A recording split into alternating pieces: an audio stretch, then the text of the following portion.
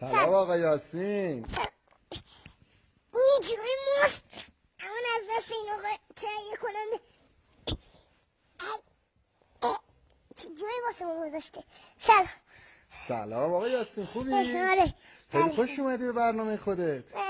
بریم سر اصل مطلب. بریم. بچه یعنی چی به نظر شما؟ بچه یعنی من، اون نفس، زندگی. مامان بزرگم میگه بچه همه زندگی بابا مامانشه. بابا بزرگم هم میگه بچه گوله نمک زندگیه. بچه که نباشه زندگی بی نمک میشه. آقا یاسین، بله. دیگه چی از بچه میدونی؟ بابا بزرگم هر چی رو نمیدونه منو میگیره بغل مچم میکنه، شکلات بهم میده. منم سیر تا پیاز قضیه رو لو میدم میذارم کف دستش. اون وقت میگه حرف راست رو باید از بچه شنید. از بچه. خب آقا یاسین، بله. شنیدی میگن هر آن کس که دندان دهد نان دهد، یعنی بله. چی؟ قبل از اینکه من به دنیا بیام داییم عروسی کرده بود، هنوز بچه نداره. بعد مامان بزرگم یه بار اومد بهش گفت یه بچه بیار زندگی تو شیرین شه.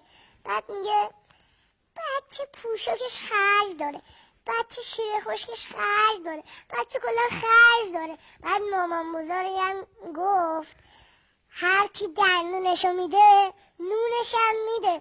بچه روزیشو خودش میاره. بعد بهتر بگم هر آن کس که دندان دهد نان دهد. تو خودت یکی دونه ای؟ بله. تو هم داداش خواهر میخوای؟ آره.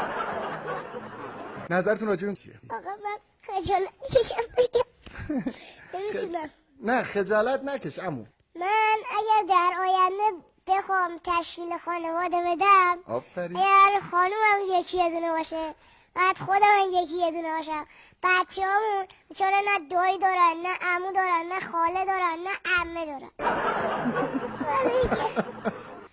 یعنی که شما اگر یکی یه دونه باشی خانومتون هم یکی یه دونه باشه، در آینده بچه‌هاتون دایی و عمه و خاله و عمو ندارن. بیچاره بچه‌ها. خب آقا یاسین، بله. شما در مورد این مشکل با بزرگترها صحبت نکردی؟ با بابا مامان صحبت نکردی؟ چرا؟ یه روز بابام داشت با یخچالمون با پیشگوشتی برمیرفت. گفتم بابا من یه داداش میخوام. گفت برو بچه سر زیادی نکن برو. نرفتم. شما داداش و خواهر دوست داری؟ بله. من از خدا میخوام که انشالله یه داداش خوشگل، یه خواهر مهربون به تو هدیه بده. بله. و به هر بچه که تنهاه. ممنونم که توی برنامه خودت شرکت کردی. بازم میای توی برنامه ما؟ بله. خسته نشدی؟ خیلی کم. خیلی کم. خب به اتفاق آقا یاسین از همه بیننده ها خداحافظی میکنم.